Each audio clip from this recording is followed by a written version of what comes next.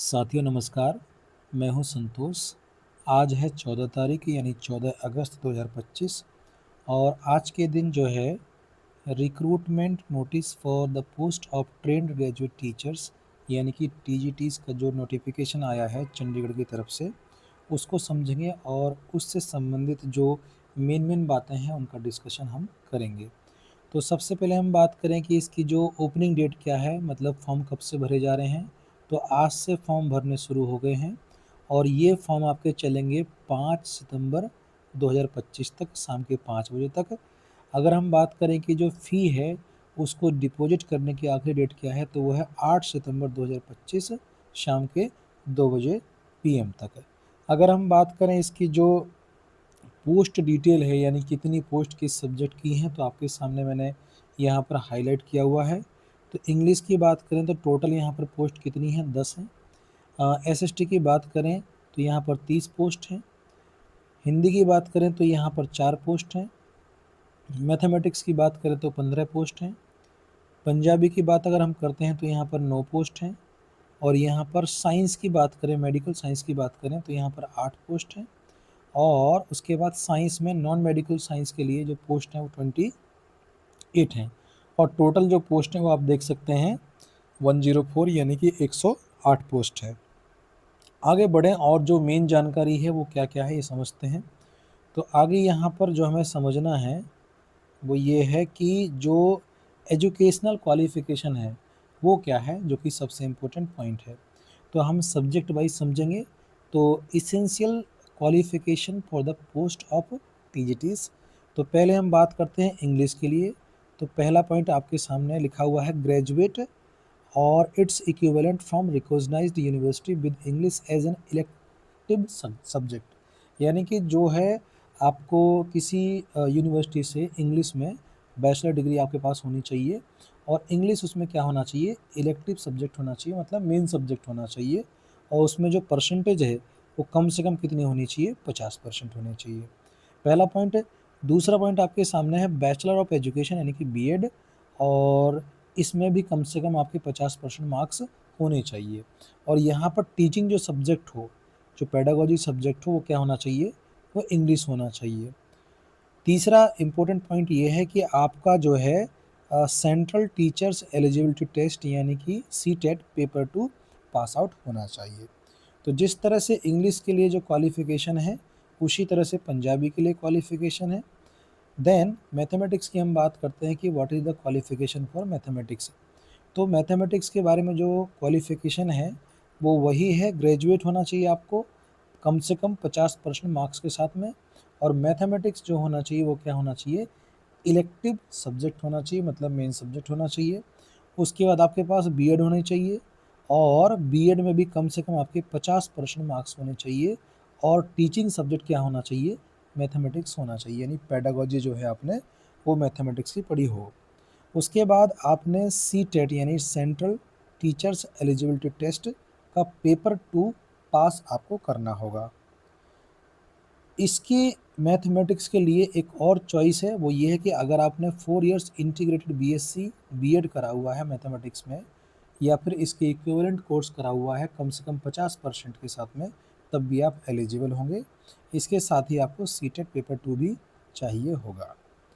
अगर हम बात करें इसी तरह से जो जनरल साइंस है मेडिकल के लिए, तो उसके लिए भी क्वालिफ़िकेशन आप देख सकते हैं, मैंने यहाँ पर अंडरलाइन की हुई है।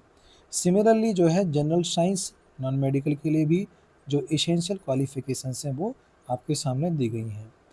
आगे बात करते हैं हम, तो सोशल साइंस में भी सेम चीज़ें हैं जो कि इस तरह से हैं कि आपको ग्रेजुएट होना चाहिए 50% कम से कम के साथ में। और जो सब्जेक्ट नीचे दिए गए उनमें से कम 2 सब्जेक्ट आपके ग्रेजुएशन में एज एन इलेक्टिव सब्जेक्ट होने चाहिए, जिसमें कि आपका हिस्ट्री हो, पॉलिटिकल साइंस हो, इकोनॉमिक्स हो, ज्योग्राफी हो, सोशियोलॉजी हो, या पब्लिक एडमिनिस्ट्रेशन या फिर साइकोलॉजी हो। मतलब इन सारे सब्जेक्ट में से कोई 2 सब्जेक्ट होने चाहिए और जो आपने कम से कम 2 साल तक पढ़े हों इलेक्टिव सब्जेक्ट के रूप में। ठीक है। आगे बात करें तो यहाँ पर इसी तरह से जो है एलिजिबिलिटी हिंदी के लिए यहाँ पर दिखाई गई है, आप इसको पढ़ लीजिएगा। आगे हम बात करते हैं कि इसका जो सिलेक्शन प्रोसीजर होगा या पेपर पैटर्न होगा वो क्या होगा। तो इसमें आप देख सकते हैं कि मैंने यहाँ पर अंडरलाइन भी किया हुआ है, दोबारा कर रहा हूँ कि इसमें एक ऑब्जेक्टिव, वन ऑब्जेक्टिव यहाँ पर जो होगा, वन ऑब्जेक्टिव टेस्ट होगा 150 मार्क्स का। इसमें 2 पार्ट होंगे, पार्ट ए और पार्ट बी, ठीक है। और ये सिंगल शिफ्ट में होंगे या सिंगल सेशन में होंगे, मतलब अलग अलग दिन ये परीक्षा नहीं होगी। और यहाँ पर सबसे मेन चीज़ ये है कि क्वालिफाइंग मार्क्स की हम बात करें तो पार्ट ए और पार्ट बी में दोनों में कम से कम आपको 40% मार्क्स लाने ही लाने होंगे, तभी आप जो है सिलेक्शन के लिए योग्य होंगे। और हाँ, यहाँ पर एक पॉइंट और बता दें कि जो इसका पार्ट ए है उसमें क्वालिफाई करना कंपलसरी होता है, ठीक है। आगे बात करें तो फिर से यहाँ पर नंबर ऑफ क्वेश्चंस कितने आएंगे, 150। टोटल मार्क्स कितने होंगे, 150, यानी हर क्वेश्चन 1 नंबर का होगा। और टाइम भी आपको कितना मिलेगा, 150 मिनट दिया जाएगा, मतलब एक क्वेश्चन के लिए 1 मिनट आपको दिया जाएगा। अब पार्ट वाइज क्या पैटर्न है उसको समझ लेते हैं।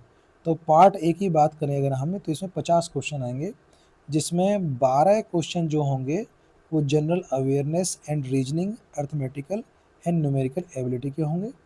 इंफॉर्मेशन एंड कम्युनिकेशन टेक्नोलॉजी के जो है 12 क्वेश्चन होंगे, यानी कि आईसीटी की बात कर रहे हैं। और टीचिंग एप्टीट्यूड एंड पेडागोजी के जो है 12 क्वेश्चन होंगे।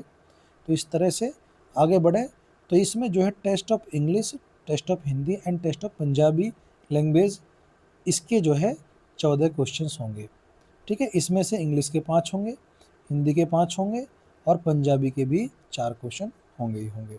इसके बाद पार्ट बी आपके सामने होगा और पार्ट बी में टोटल 100 क्वेश्चन होंगे।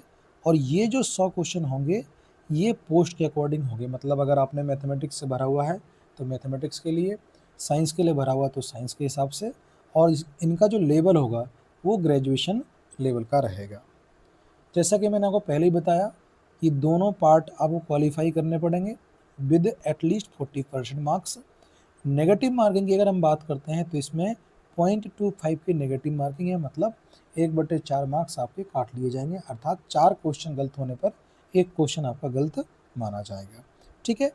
आगे बात अगर हम करें तो यहाँ पर एक चीज़ और मैंने अंडरलाइन की है, उसको भी डिस्कस कर लेते हैं कि अगर हम बात करें टीजीटी नेचुरल साइंस की जो कि नॉन मेडिकल है, तो इसमें फिजिक्स के 33 आएंगे, केमिस्ट्री के 33 आएंगे और मैथमेटिक्स से जो है 34 सवाल आएंगे, मतलब जो 100 सवाल हैं उनकी कैटेगरीज यहाँ पर दी हुई है। इसी तरह से सोशल साइंस के लिए और साइंस नॉन मेडिकल और मेडिकल का दिया हुआ है।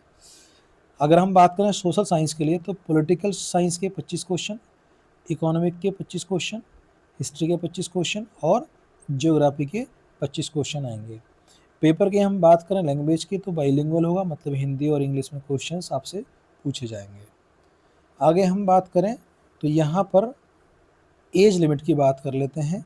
तो candidate age should be strictly between 21 to 37 years on 1/1/2025, मतलब एज की जो गणना होगी वो 1 जनवरी 2025 को की जाएगी और 21 से 37 वर्ष के बीच में आपकी एज होनी चाहिए। बाकी जो एज रिलैक्सेशन है वो एज पर गवर्नमेंट रूल होगा, SC ST OBC जिसके लिए भी है।